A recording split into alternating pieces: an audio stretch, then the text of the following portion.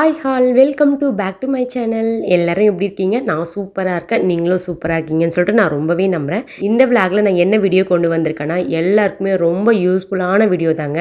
வீடு ஃபுல்லாக deep clean தாங்க பண்ணலான்னு சொல்லிட்டு பிளான் பண்ணியிருக்கேன். ஸோ அது உங்கள் கூட ஷேர் பண்ணலான்னு சொல்லிட்டு ஒரு சின்ன சின்ன டிப்ஸோடு உங்கள் கூட நான் ஷேர் பண்ணலான்னு சொல்லிட்டு தான் இந்த விளாகை நான் ஷூட் பண்ணியிருக்கேன். கண்டிப்பாக சொல்கிறேன், ரொம்பவே யூஸ்ஃபுல்லாக இருக்கும். நான் சொல்கிற டிப்ஸ் வச்சு நீங்கள் பண்ணிங்கன்னா உண்மையாக சொல்கிறேன், கஷ்டமாக இருக்குது என்னால் பண்ணவே முடியாதுன்னு நினைக்கிறவங்க கூட ரொம்ப ஈஸியாக ஜாலியாக பண்ணிடுவீங்க. வாங்க வீடியோக்குள்ளே போகலாம். கண்டிப்பாக ஸ்கிப் பண்ணாமல் பாருங்கள், ரொம்ப யூஸ்ஃபுல்லாக இருக்கும். நம்மள எத்தனை பேருக்கு விடிஞ்சதும் இந்த ஒரு கவலை பாரமாக அடைச்சிக்கிட்டே இருக்கும். காலையில் கண்ணை திறந்ததுலேருந்து நைட்டு படுக்கிற வரைக்கும் சமைக்கிறது, பாத்திரம் தேய்க்கிறது, துணி துவைக்கிறது, அதுக்கப்புறம் வீட்டை பெருக்கி மாப்பு போட்டு குழந்தைங்கள பார்த்துக்கிட்டு அவங்கள நமக்கு எல்லாமே A to Z பண்ணிவிட்டு நம்ம நைட்டு வரையும் ஒரு மிஷன் மாதிரி நம்ம ஓட்டம் நிற்காமல் ஓடிக்கிட்டே இருக்கோம். ஒரு நிமிஷம் நம்ம உட்காந்து பார்த்தா இவ்வளோ கஷ்டப்பட்டு நம்ம வீடை க்ளீன் பண்ணியும் ஆனால் அந்த வீடு கொஞ்ச நேரம் கூட க்ளீனாக இல்லைன்னா நம்ம மனசு எவ்வளோ கஷ்டப்படும். என்னதான் நான் மாடு மாடி உழைச்சாலும் இந்த வீடை நான் க்ளீன் பண்ணி தான் வைக்க முடியும். பட் அதை ஃபாலோ பண்ணுறதும் வீட்டில் இருக்கவங்களும் பண்ணணும்.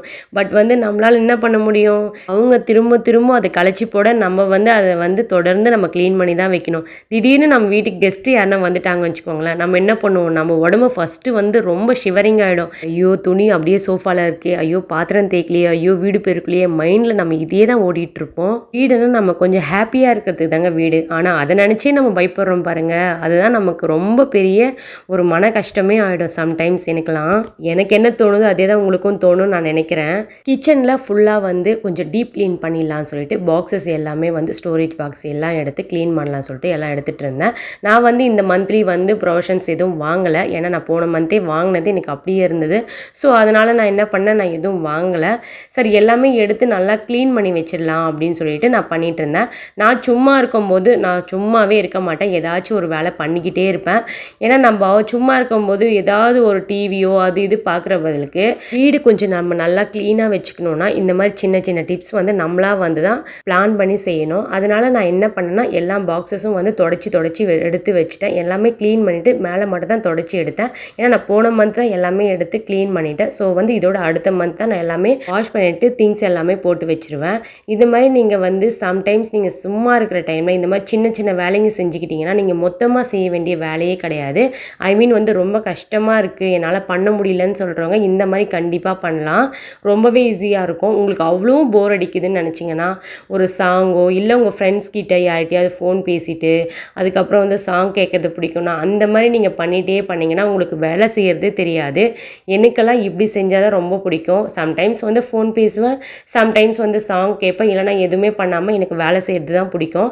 அதே மாதிரி நானும் ஒர்க் பண்ணிகிட்டே இருப்பேன். இந்த மாதிரி நீங்கள் பண்ணிங்கன்னா வீடு அந்த கபோர்டு எல்லாம் அவ்வளோ சூப்பராக இருக்கும். கண்டிப்பாக சொல்கிறேன், நீங்கள் கண்டிப்பாக ட்ரை பண்ணி பாருங்கள். இது ஒரு சின்ன டிப்ஸ் தான், உங்களுக்கு பிடிச்சிருந்தா கண்டிப்பாக எடுத்துக்கோங்க. அதுக்கப்புறம் அந்த மேலே இருக்க ரேக்கெல்லாம் க்ளீன் பண்ணிவிட்டு இந்த கீழே இருக்க ரேக் பாருங்கள், 1 மந்த் கூட ஆகலை, அதுக்குள்ளார என் பையன் எல்லாத்தையுமே அதில் இருக்கிறதெல்லாம் எடுத்து கீழே கொட்டி ஒரு மாதிரி பண்ணி வச்சுட்டான். இதுக்கு தான் நான் யோசித்தேன், அங்கே திங்ஸ் நான் கம்மியாக தான் வைப்பேன், இருந்தாலும் என் பையன் ஏதாச்சும் ஒரு வேலையை பண்ணி வச்சிடறான். குழந்தைங்க இருக்க வீட்டில் அப்படி தான் இருக்குன்னு சொல்லிட்டு நம்மளும் அதை நினச்சி யோசிச்சுட்டு போயிட்டே இருப்பேன். வேறு என்ன பண்ணுறது, நான் சலிக்க மாட்டேன் வேலை செய்கிறதுக்கு. அதுக்கப்புறம் இந்த டைல்ஸ்லாம் க்ளீன் பண்ணிடலாம் சொல்லிட்டு மேலே இருக்க கவுண்டர் டாப் எல்லாமே க்ளீன் பண்ணிட்டு இருந்தேன். எல்லாத்தையுமே க்ளீன் பண்ணிவிட்டு நீங்கள் ஒரு நிமிஷம் அப்படியே பாருங்களேன். உங்களுக்கு உண்மையாக சொல்கிறேன், கிச்சனும் சரி நீங்கள் க்ளீன் பண்ண இடத்தெல்லாம் பார்த்தா உங்களுக்கு அவ்வளோ பிடிக்கும். நான் நிறைய வாட்டி அந்த மாதிரி க்ளீன் பண்ணிவிட்டு நான் நின்றுட்டு நானே ரசித்து பார்த்துருக்கேன். அந்த மாதிரி நீங்கள் பண்ணியிருக்கீங்களான்னு சொல்லிட்டு கண்டிப்பாக சொல்லுங்கள். என் தம்பி லைட் அந்த சீரியல் லைட் இருக்குல்ல அது ஒட்டுறேன்னு சொல்லிட்டு அந்த இடத்தையே ஒரு மாதிரி பண்ணி வச்சுட்டு போயிட்டான். எனக்கு என்ன பண்ணுறதுன்னு தெரியல. சரி அது எடுக்கவும் முடியலையா, சரி இப்போதைக்கு அப்படியே விட்டு வச்சுருக்கேன் நான். அதுக்கப்புறம் ஃபுல்லாக ஸ்டவ்லாம் க்ளீன் பண்ணிடலாம்னு சொல்லிட்டு பண்ணிகிட்டு இருந்தேன். உண்மையாக சொல்கிறேன், நான் வீக்லி ஒரு 4 டைம்ஸ் ஆச்சு நான் இந்த ஸ்டவ் மட்டும் க்ளீன் பண்ணிடுவேன். எனக்கு அது மேலே எண்ணெய் ஜிகிடோ எதுவுமே இருந்தால் பிடிக்கவே பிடிக்காது, தொடச்சிக்கிட்டே இருப்பேன். சமைக்கும் போதே நம்ம தொடச்சிக்கிட்டே பண்ணோன்னு வச்சுக்கோங்களேன், அந்த குப்பை அந்த வெங்காயம் தோல் தக்காளி இதெல்லாம் இருந்ததெல்லாம் எடுத்துகிட்டு வச்சுக்கோங்களேன், கையோடு கட் பண்ணுறோமா அதே ஒரு பாத்திரத்தில் போட்டு எடுத்துகிட்டு போயிட்டு நம்ம டஸ்ட்பினில் போட்டு வச்சுக்கோங்களேன், உங்களுக்கு குப்பையே சேராது. நான் எப்போவுமே சமைக்கும் போது அப்படியே தொடச்சிக்கிட்டே இருப்பேன். தொடச்சிட்டு நீங்கள் அப்படியே சமைக்கும் போது உங்களுக்கு மைண்டும் கொஞ்சம் ஃப்ரீயாக இருக்கும். உண்மையாக சொல்கிறேன், எனக்கு மைண்ட் ரொம்ப டிப்ரெஷன் ஆகாதுங்க. ஏன்னா நான் க்ளீன் பண்ணிகிட்டே செஞ்சேன்னா நமக்கு பெருசாகவே தெரியாது, இல்லைனா நமக்கு ரொம்ப பெரிய வேலையாக இருக்கிற மாதிரி இருக்கும். இருந்தாலும் நான் சமைச்சிட்டும் ஒரு வாட்டி நான் ஃபுல்லாக க்ளீன் பண்ணிடுவேன். நிறைய பேர் க்ளீனிங் ஒர்க்குனாவே ரொம்ப பயப்படுவாங்க. பட் அது கொஞ்சம் ஜாலியாக மைண்டு ரொம்ப வந்து ஜாலியான டைப்பில் எடுத்துகிட்டு போய் செஞ்சிங்கன்னா உங்களுக்கு ரொம்பவே ஈஸியாக இருக்கும். இந்த மாதிரி வந்து மைண்டு செட் பண்ணிக்கணும். ஓகே இப்படி தான் இருக்கும் வீடு, நம்ம வந்து இதை ஃபுல்லாக க்ளீன் பண்ணிடணும், இது ஒரு டார்கெட்டாக வச்சுக்கணும், இந்த டைமுக்குள்ளே இதை செஞ்சிடணும் அப்படின்னு சொல்லிட்டு நான் மைண்ட் செட் பண்ணிட்டு தாங்க செய்வேன்.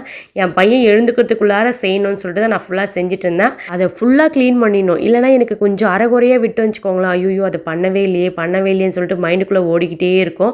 ஒரு வழியாக நான் சூப்பராக கிச்சனும் க்ளீன் பண்ணி எடுத்துட்டேன். பார்க்கவே அவ்வளோ நல்லாயிருக்கு. நெக்ஸ்ட்டு வந்து நம்ம ஃப்ரிட்ஜுக்கு தாங்க வந்திருக்கேன்.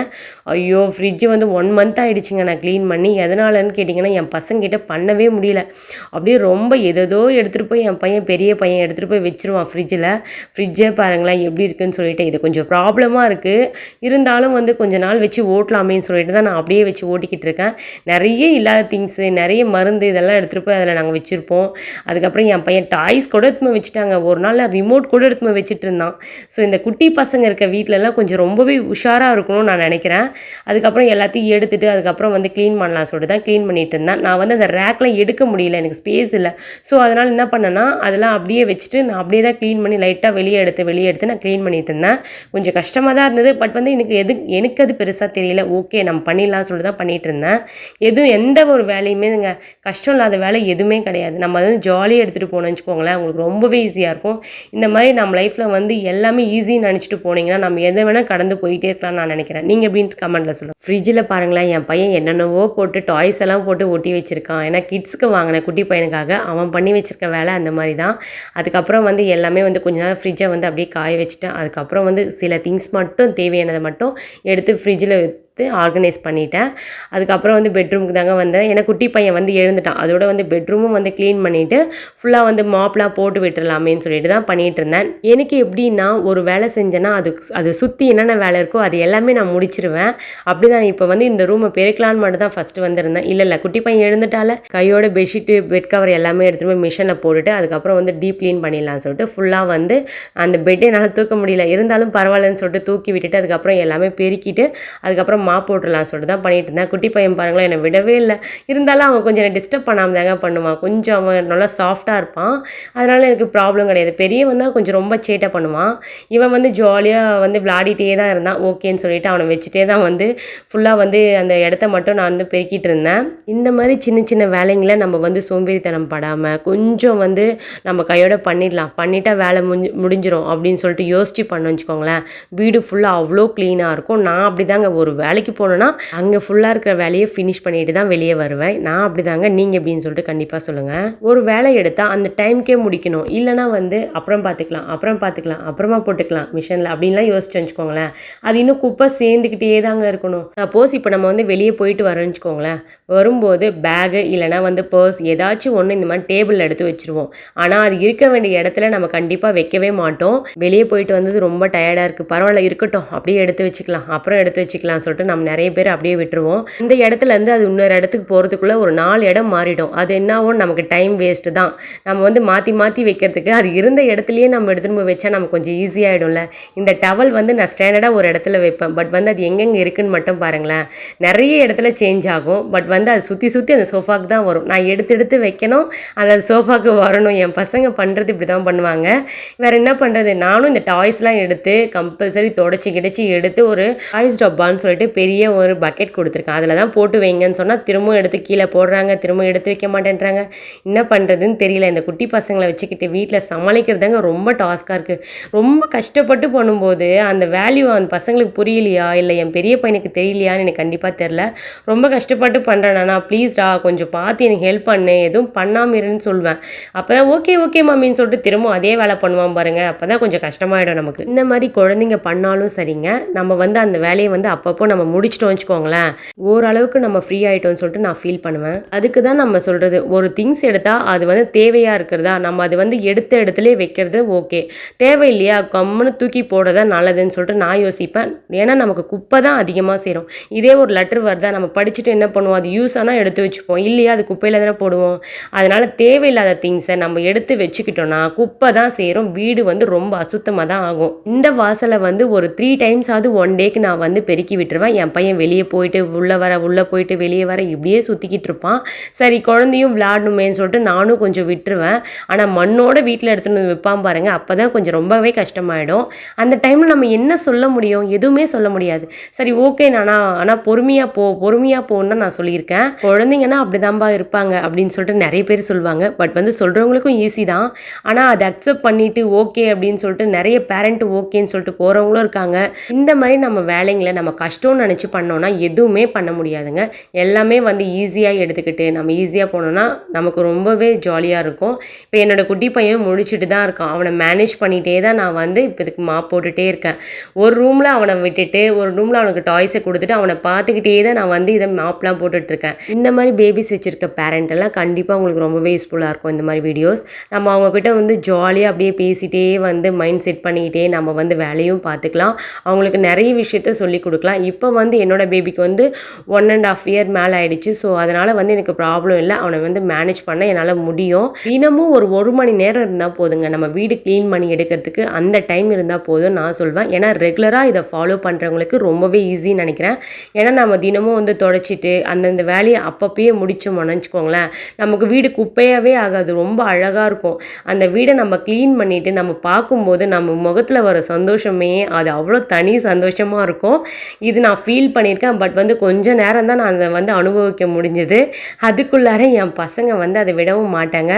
அதுக்கப்புறம் குட்டி பையனுக்கு ரொம்ப பசியாக இருந்தது. ஸோ அதனால் என்ன பண்ணால் அவனுக்கு ஃப்ரூட்ஸ்னால் கொஞ்சம் ரொம்ப இன்ட்ரெஸ்ட்டு. ஸோ அதனால் மேங்கோ தான் கட் பண்ணி கொடுத்துட்ருந்தேன். நம்ம குழந்தைங்களுக்கு ஒவ்வொன்றும் நம்ம இப்போவே கொடுத்து பழகினாதாங்க அதுக்கப்புறம் அவங்களுக்கு பழகிறது ரொம்ப கஷ்டம். என் பெரிய பையனா குட்டி வயசுலேருந்து எதுவுமே சாப்பிட மாட்டான். அவங்ககிட்ட நான் ரொம்ப கஷ்டப்பட்டேன் இந்த ஃப்ரூட்ஸ் எல்லாம் சாப்பிட வைக்கிறதுக்கு. அதனால தான் இப்போ குட்டி பையனை நான் ஸ்டார்டிங்லேருந்தே நான் 5 மந்த்லேருந்தே ஃப்ரூட்ஸ் கொடுக்க ஸ்டார்ட் பண்ணேன். கீழே எல்லா ரூமும் க்ளீன் பண்ணிட்டேன். பூஜரை மட்டும் க்ளீன் பண்ணல. ஏன்னா போன வீக்கே பண்ணிட்டேன். நெக்ஸ்ட் வீக் சாமி கும்பிடணும். ஸோ அதனால் நெக்ஸ்ட் வீக்கில் கொஞ்சம் நல்லா க்ளீன் பண்ணிக்கலாம் அப்படின்னு சொல்லிட்டு நான் பூஜரை மட்டும் க்ளீன் பண்ணாமல் விட்டுருந்தேன். ஏன்னா குட்டி பையனும் அதில் விளையாடிக்கிட்டு இருந்தான். அதனால ஓகேன்னு சொல்லிட்டு மேலே ரூமுக்கு வந்துட்டோம். மேலே பாருங்களேன் துணியெல்லாம் அப்படி அப்படியே இருந்தது. அது மழை வரத்துக்குள்ளார எடுத்துகிட்டு மடிச்சிடலாமேன்னு சொல்லிட்டு எல்லாத்தையும் மடிச்சுட்டு இந்த ரூம் 1 வீக்காக யூஸ் பண்ணல. ஸோ அதனால் அப்படியே தான் இருந்தது. இருந்தாலும் நாங்கள் யூஸ் பண்ணலனாலும் இந்த ரூமில் ஃபுல்லாக டஸ்ட்டாக வந்துடும். அதனால் எல்லாமே க்ளீன் பண்ணிடலாம்னு சொல்லிட்டு பண்ணிட்டு இருந்தேன். சரி வீடு பெருக்கி மாப் மட்டும் போடலான்னு பார்த்தேன். பட் ட்ரெஸ்ஸிங் டேபிள் ரொம்ப டர்ட்டியாக இருந்தது. என்னால் தாங்க முடியல.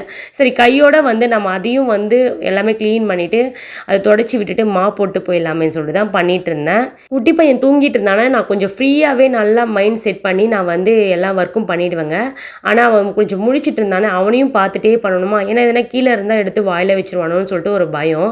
இந்த திங்ஸ்லாம் வேஸ்ட் பொருள் தாங்க. என்னுடைய ஹஸ்பண்ட் எதையுமே வேஸ்ட் பண்ணக்கூடாதுன்னு சொல்லிட்டு பாருங்களேன் பழைய பெட்டு கூட விடலை அவர். அது எல்லாமே தூக்கிட்டு ஒரு சென்டிமெண்ட்டாக மாடியில் வச்சுருக்காரு.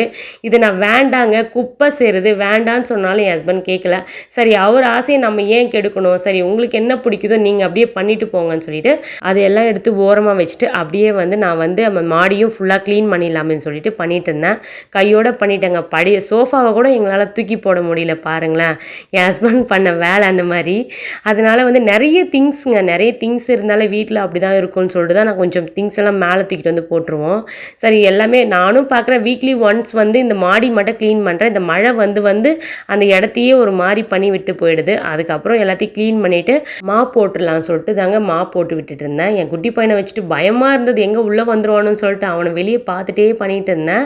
இந்த மாதிரி ரூம் எல்லாத்தையுமே க்ளீன் பண்ணிவிட்டு அதை அப்படியே பார்த்துட்டே இருந்தால் நமக்கு எவ்வளோ ஒரு ஹாப்பினஸ் கிடைக்கும் தெரியுமா. நான் அப்படியே தாங்க உண்மையை சொல்ல நான் பார்த்துக்கிட்டே இருப்பேன் எவ்வளோ நேரம் வேணாலும். நீங்கள் எப்படின்னு சொல்லிட்டு கண்டிப்பாக கமெண்ட்டில் சொல்லுங்கள்.